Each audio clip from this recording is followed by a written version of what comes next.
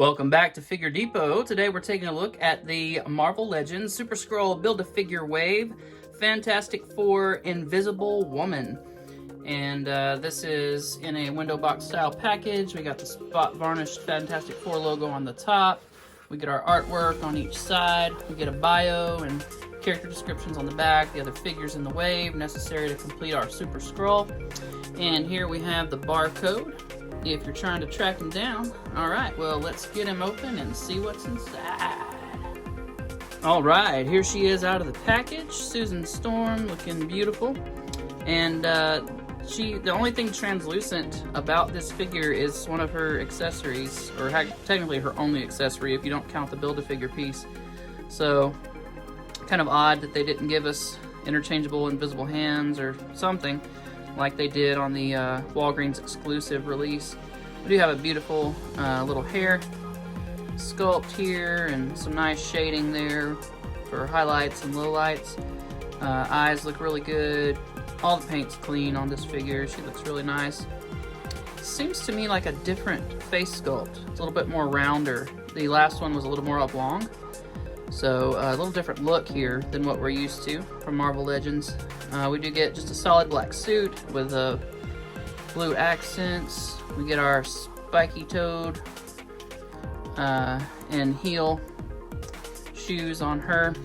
I think the last one just had flat feet, the Walgreens exclusive. So some definite differences in the design scheme. I really like this actually look. I'm typically a fan of just the classic iterations of characters in action figure form, but for some reason these black suits are really doing it for me. I really like the way that they look.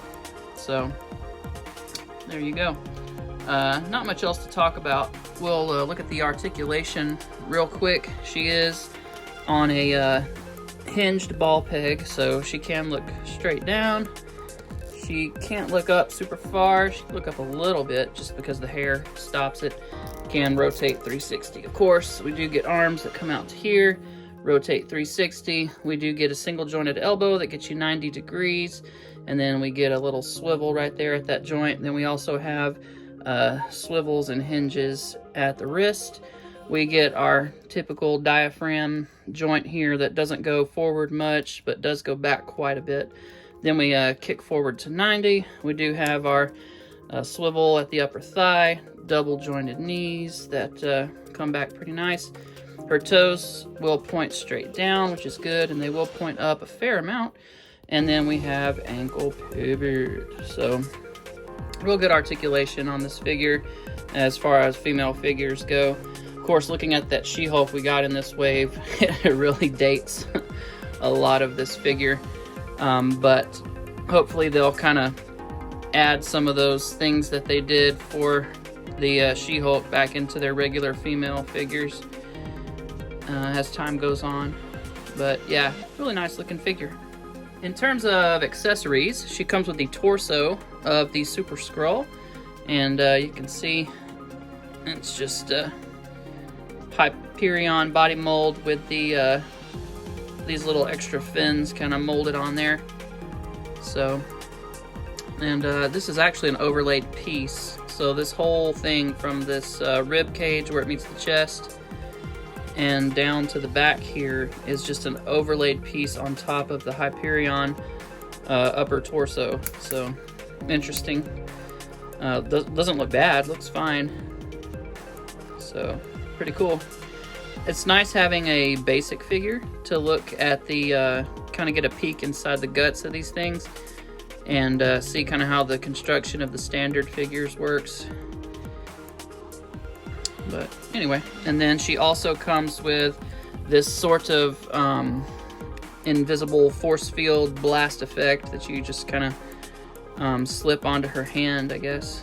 So let's try it.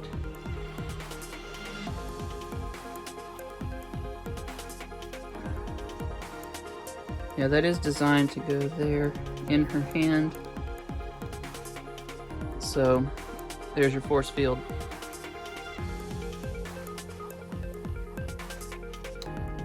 But that's all she comes with in terms of accessories.